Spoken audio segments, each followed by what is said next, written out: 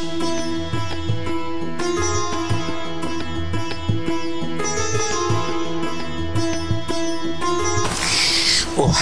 bitahiyatil Islam, tahiyatan min indillah mubarakatan thayyibah, tahiyata ahlil jannah wa tahiyatuhas salam. Assalamualaikum warahmatullahi wabarakatuh.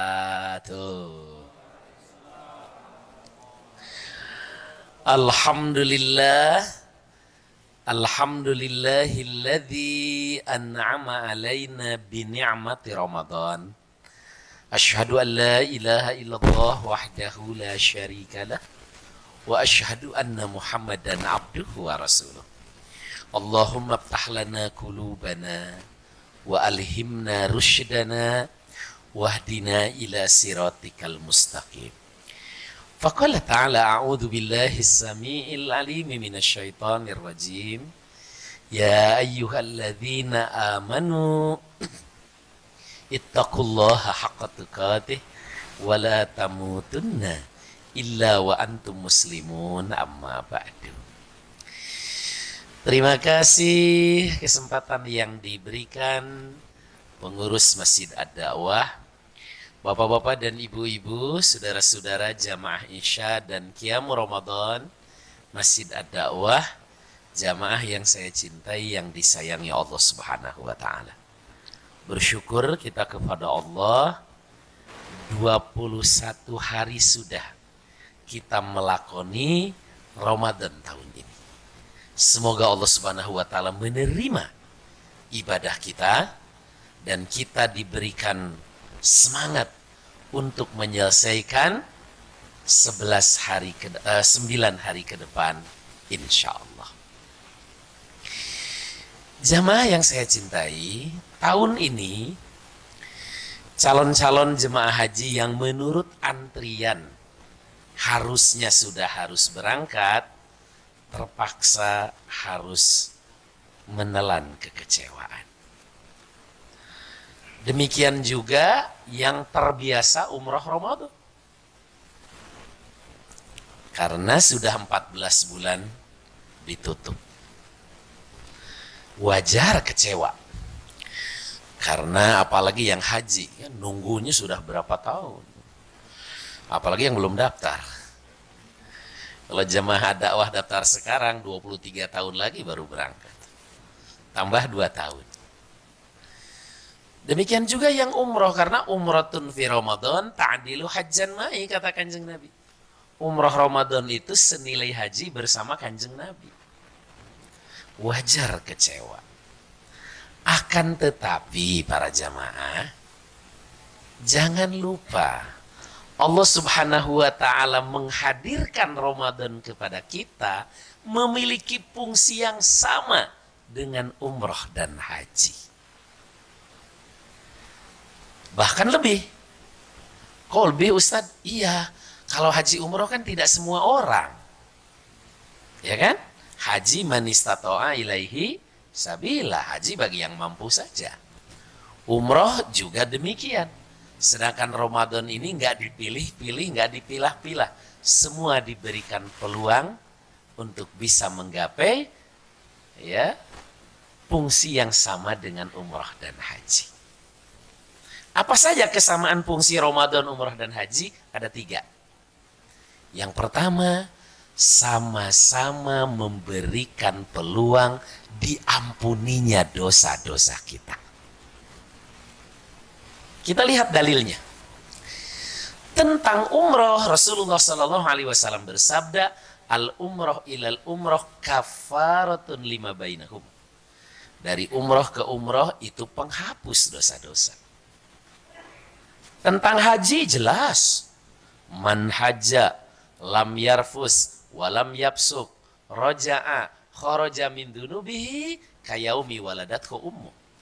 Siapa yang haji tidak rofas, tidak pusuk, artinya tidak melakukan hal-hal yang dilarang oleh Allah dan mengisi perjalanan ibadahnya dengan ketaatan, roja'a, ia pulang, kharaja min dunubihi kayaumi waladathu ummu. Keluarlah ia dari dosa-dosanya seperti baru dilahirkan ibunya. Masya Allah.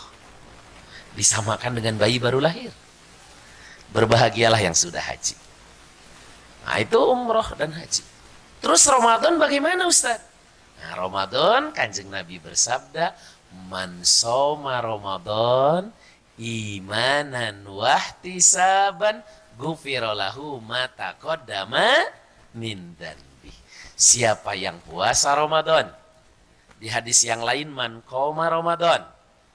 Kalau dua hadis ini dipadukan, maka mengartikannya begini. Siapa yang puasa Ramadan siang harinya, dilengkapi taraweh di malam harinya, imanan wahtisaban, landasannya iman dan semata-mata berharap ridho Allah, ghufira lahu ma taqaddama min dzanbi, diampuni dosa-dosanya yang telah lalu. Sama nggak? Sama. Nggak ngurus paspor, nggak ngurus visa, nggak bayar, nggak ngantri, nggak suntik meningitis, nggak divaksin, kecuali vaksin kemarin. Ini kesamaan fungsi yang pertama, Ramadan, umroh, dan haji. Oleh karena itu, bagi yang biasa umroh Ramadan, bagi calon-calon jemaah haji, tidak perlu berkecil hati. Kita optimalkan Ramadan sama fungsinya. Ya, apalagi memasuki 10 hari terakhir ini. Tadi saya baca, saya simak pengumuman yang disampaikan luar biasa. Ad-Da'wah ya, memfasilitasi i'tikaf. Bukan cuma difasilitasi kajiannya dan imamnya, sahurnya jadi disediain. Ya, maka kita optimalkan. Sebab kata para ulama, ajaban liman layak takib. Aneh kalau orang nggak i'tikaf. Kenapa? Yang namanya sunnah, ahyanan, ada kalanya Kanjeng Nabi ya'maluha, melakukannya, wa ahyanan yatrukuha, ada kalanya meninggalkannya. Tapi i'tikaf, satu-satunya sunnah yang Kanjeng Nabi tidak pernah meninggalkannya. Hatta faraqad dunya, sampai beliau wafat. Bahkan sepeninggal beliau, para istrinya juga beriktikaf. Ya, ini yang pertama. Yang kedua, kesamaan fungsi Ramadan, umroh, dan haji adalah sama-sama dikabulkan doa-doa kita. Bu, mau nggak dikabulkan doa-doa? Banget. Tentang umroh, mana dalilnya? Suatu ketika Umar bin Khattab mau berangkat umroh, lalu meminta izin kepada Kanjeng Nabi. Kata beliau, la tansani ya ukhoy min du'aik. Kalau bahasa Kelapa Gading, bro, jangan lupa doain aneh. Kata Umar, tiada yang membahagiakan dalam hidup saya kecuali dua. Pertama, waktu saya masuk Islam. Yang kedua, waktu mendengar ucapan Kanjeng Nabi tadi. Bayangkan, beliau minta didoakan ke aneh. Berarti kan doa ini mustajab betul. Tentu bukan cuma doa Umar.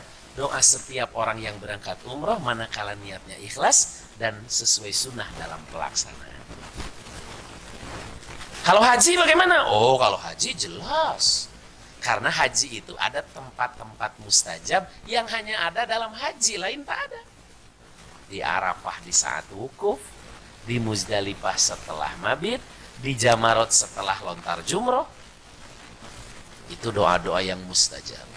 Dalam hadis disebutkan di hari Arafah, Allah turun ke langit dunia, membuka langit dunia, mengabulkan semua doa. Masya Allah. Terus Ramadan gimana dong Ustaz?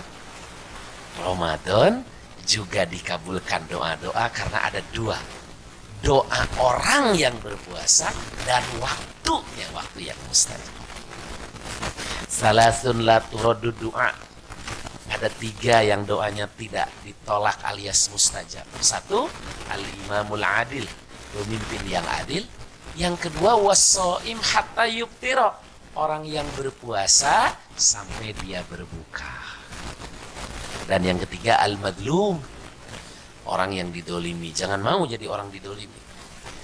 Kita lagi berpuasa ini doanya mustajab.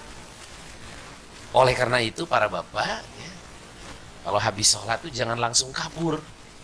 Duduklah sejenak, berdoalah kepada Allah. Mumpung mustajab. Ya, doa orang yang sedang berpuasa itu mustajab. Habis subuh, habis duhur, habis sholat duha, habis asyar, habis maghrib, habis isya, gunakan sebaik-baiknya untuk berdoa. Doa apa Ustaz? Doa apa saja. Doa untuk diri kita, keluarga kita, anak istri kita, kerjaan kita, kesehatan kita. Termasuk mendoakan agar wabah segera berlalu, jang COVID dan corona segera pergi. Ya, kita doakan. Mumpung orangnya mustajab, waktunya juga mustajab. Ada waktu-waktu yang mustajab tuh menjelang berbuka, itu saat-saat yang mustajab. Makanya kalau mau berbuka jangan ngeributin kolak. Wa ma adraka ma kolak. Ya, di saat sahur, ya, setelah sholat malam, setelah sholat tarawih, saat-saat mustajab doa. Oke, diampuni dosa-dosa, dikabulkan doa-doa. Apalagi di 10 hari terakhir, saat-saat kita menyongsong Lailatul Qadar. Dalam hadis disebutkan, karena Nabi SAW idza dakhala al-ashr al-awakhir min Ramadan, syadda mizara aiqadha ahla ahya laila. Kanjeng Nabi SAW kalau sudah masuk 10 hari terakhir Ramadan, beliau mengencangkan ikat pinggangnya, singkil kata orang Bandung, menyingsingkan lengan bajunya, menghidupkan anggota keluarganya, dan menghidupkan malam-malam. Ya, itu kanjeng Nabi yang pasti masuk surga. Ya, apalagi kita mestinya yang belum pasti, maka harus betul-betul semangat mengisi lembaran terakhir di 10 hari terakhir Ramadan ini, karena kita tidak tahu masih ketemu Ramadan gak? Ya? Jangan kayak tahun kemarin aja kan nggak nyangka kita Ramadan bisa tidak seperti sekarang kalau tahun kemarin. Ya? Maka optimalkan ibadah kita. Dan yang terakhir, yang ketiga, kesamaan Ramadan, umrah dan haji adalah sama-sama dijanjikan surga. Masya Allah. Kalau haji dan umrah kan jelas, al-hajjul mabrur laisa lahu jazaun illal jannah. Haji yang mabrur termasuk umrah, balasannya tiada lain tiada bukan kecuali surga. Kalau Ramadan apa Ustaz? Wih, kalau Ramadan bukan cuma surganya, bahkan pintunya aja disediakan pintu khusus, pintu VIP. Apa nama pintunya? Ar-Rayyan. Ya, mudah-mudahan kita mendapatkan ketiga-tiganya. Diampuni seluruh dosa-dosa kita, dikabulkan semua doa-doa kita, dan sama-sama berkumpul di surganya Allah. Malam ini kita berkumpul di Ad-Da'wah, semoga kelak kita berkumpul di surganya Allah. Ya, kelak kumpulnya, soal mau duluan ke sononya boleh. Assalamualaikum warahmatullahi wabarakatuh.